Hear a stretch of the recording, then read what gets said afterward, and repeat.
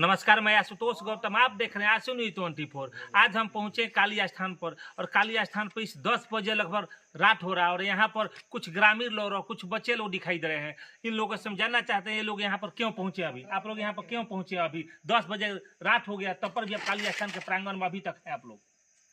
सबसे पहले आशु न्यूज 24 के सभी दर्शकों को शुभ संध्या। जैसे कि मैं बता दूं कि हम सभी लोग इकट्ठा हुए हैं कि यह कल जो है एक महायज्ञ होता है यहाँ। जैसे यह महायज्ञ है 2014-15 से होते चला आ रहा है और ये आगे भी होने की संभावना है। ये हम सभी ग्रामवासियों का ये सोच है कि हम लोग इस महायज्ञ को इन्हें बरकरार रखें। ये जो महायज्ञ हो रहा है लगभग 1 दशक पूरा कर चुका है और तब पर भी यहाँ ग्रामीण लोग अभी भी जोश खरोश के साथ महायज्ञ में बढ़ चढ़ के भाग ले रहे हैं। क्या कारण है कि लोग इतना इस महायज्ञ में बढ़ चढ़ कर भाग लेते हैं? सबसे पहले रही बात ग्रामीणों की, तो आप देख रहे हैं कितने उत्साह के साथ यहाँ पर कितना भव्य मंडप का आयोजन किया गया है जिसका कलश यात्रा है। और आपने पूछा कि क्या कारण है, तो जिस गांव में महायज्ञ होता है उस गांव में सुख शांति और समृद्धि होता है। तो सुख शांति समृद्धि कौन नहीं चाहता है।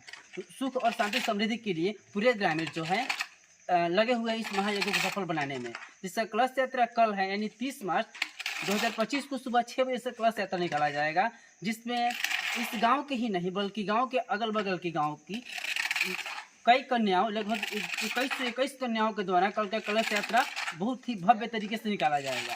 मैं कैमरामैन से रिक्वेस्ट करूंगा थोड़ा सा चारों तरफ जो पंडाल बना है और यहाँ पर जो यक्षशाला बना है इसको दिखा दे कैमरा में। और आगे मैं आपसे जानना चाहते हैं जो महायज्ञ होता है इस महायज्ञ में कुछ ऐसा भी प्रोग्राम रखा जाता है जैसे रात्रि यहाँ पर जो लोग पहुँचते हैं वो लोग को भी कुछ मतलब मनोरंजन के लिए प्रोग्राम भी रहता है क्या? हाँ, ये तो है। जैसे इस महायज्ञ के बाद जैसे कि कल कलश यात्रा है, कलश यात्रा के बाद शाम में संध्या महाआरती होती है। महाआरती के तत्पश्चात महाप्रसाद का वितरण होता है। उसके बाद मनोरंजन के लिए ग्रामीणों के मनोरंजन के लिए एक रामलीला का आयोजन होता है जो प्रत्येक वर्ष होता है और इस वर्ष भी हुआ है। बहुत ही भव्य तरीके से जनकपुर से आए हुए रामलीला मंडली के द्वारा इस रामलीला को आगाज किया जाता है जो कि ग्रामीणों के मनोरंजन कराते हैं वो लोग। और ये जो महायज्ञ है इस महायज्ञ में तो ग्रामीण लोग बड़ी बढ़ चढ़ कर भाग लेते हैं। दूसरे गांव से भी ग्रामीण लोग इस महायज्ञ में पहुंचते हैं क्या? हाँ, इस गांव के मैंने पहले जिक्र कर चुका हूँ कि इस गांव के आसपास बहुत सारे गांव हैं और उस गांव से भी बहुत सारे भक्त श्रद्धालु आते हैं। इस यज्ञ में शामिल होकर पुण्य के भागी बनते हैं। कहा जाता है कि यज्ञ में शामिल होने से जो है किस्मत खुलता है और ये माँ जो है चमत्कारी है। तो इस माँ के दरबार में आसपास के गांव क्या दूर दूर से लोग आते हैं इस यज्ञ में शामिल होने के लिए। 1 दशक से यहाँ पर महायज्ञ हो रहा है, तो क्या यहाँ पर 1 दशक से इस गांव में मतलब कुछ गांव के ग्रामीणों को कुछ ऐसा आभास होता है कि इस महायज्ञ से फायदा होता है? हाँ, ये मान लीजिए कि मैंने पहले जिक्र कर चुका हूँ कि जिस गांव में यज्ञ हो उस गांव में समृद्धि होता है। समृद्धि के तौर पर देखा जाए तो हमारे यूथ कितने यूथ जो है वो अपने सफलताओं को पा रहे हैं। कहीं ना कहीं इस महायज्ञ का प्रभाव तो दिख रहा है कुछ यूथों में। आज तक कोई आपत्तिजनक घटना नहीं हुई इस गांव में जब से यज्ञ हो रहा है। मतलब जब से यज्ञ हो रहा है इस गांव में कोई अप्रिय घटना नहीं हुआ? नहीं, कोई अप्रिय घटना ऐसा नहीं हुआ। इस यज्ञ का प्रभाव कहा जा सकता है इसको। तो मैं कह सकता हूँ कि यह यज्ञ से सभी लोग जो है सुख शांति से हैं इस गांव में और यह गांव जो है तरक्की कर रहा है दिन प्रतिदिन।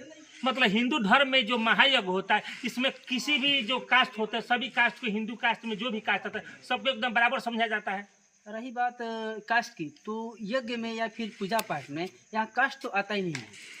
एक यह सनातन धर्म है। सनातन धर्म के सभी लोग एक समान हैं और किसी भी यज्ञ में किसी भी पूजा पाठ में कोई कास्ट नहीं होता है।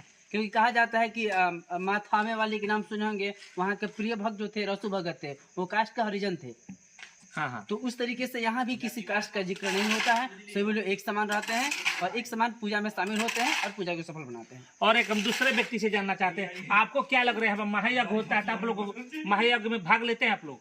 जी, बहुत अच्छा लगता है।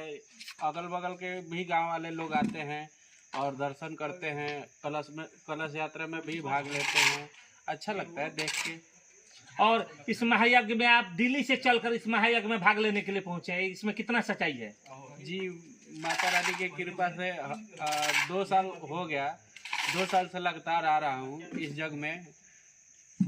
आप इसी से अंदाजा लगा सकते हैं कि महायज्ञ कितना भव्य महायज्ञ होता है इस सकरा के गांव, सकरा के काली माँ के प्रांगण में, क्योंकि इस गांव में जो जग होते हैं, इस जग में दूसरे राज्य से जो लोग इस गांव के रहते हैं वो लोग महायज्ञ के समय गांव में आ जाते हैं। यह महायज्ञ कब से कब तक चलेगा? यह महायज्ञ कल शुरू हो रहा है, 30 मार्च 2025 से शुरू होगा और 6 अप्रैल 2025 तक चलेगा। और इस महायज्ञ में जैसे आप बता रहे हैं कि आचार्य श्री भगवान जी दुबे के संरक्षण में महायज्ञ होगा, इस महायज्ञ में क्या बनारस से भी कुछ पंडित लोग आ रहे हैं क्या? हाँ, ये आचार्य जी जो हैं अपने साथ साथ कई विद्वानों को, कई आचार्य जी लोग को बुलाते हैं ताकि इस जग को सफल बनाएं। अर्थात वो लोग जब आएंगे तो वो लोग का मंत्र का जब उच्चारण होगा तो पूरा वातावरण तो निश्चित ही भक्तिमय हो जाएगा। निश्चित ही रूप से जब आचार्य जी लोग का मंत्रोच्चारण होता है तो वातावरण क्या, कई दूर कई गांवों तक मंत्रोच्चारण जाता है और मंत्रोच्चारण से पूरा गांव जो है भक्तिमय हो जाता है और शुद्ध हो जाता है। अतः आप सभी भक्त श्रद्धालुओं से मैं आग्रह करना चाहते हैं कि कल सुबह 6 बजे इस काली माता के प्रांगण के पास पहुंचे और यहाँ से कलश यात्रा निकाला जाएगा। और जो लोग भी इस वीडियो को देख रहे हैं, अगर फेसबुक पर देख रहे हैं तो इसको शेयर करें, और यूट्यूब पर देख रहे हैं तो अपने व्हाट्सएप अकाउंट के जो ID होता है उस पर जाकर शेयर कर दे, जिससे कि ये होगा कि अधिक से अधिक लोग को ये वीडियो पहुँचेगा और वो लोग कल इस कलश यात्रा में पहुँच कर पुण्य का भागी बनेंगे।